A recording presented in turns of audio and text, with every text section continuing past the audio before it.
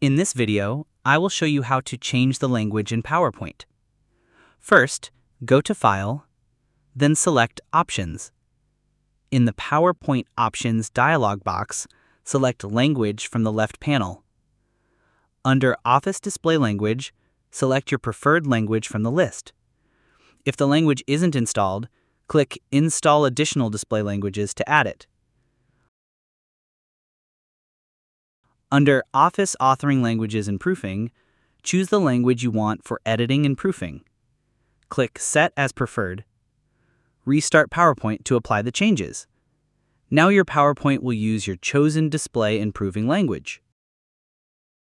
Feel free to reach out if you encounter any issues during the process. If this video helps you out, please leave a like and subscribe. Comment below if you have any questions.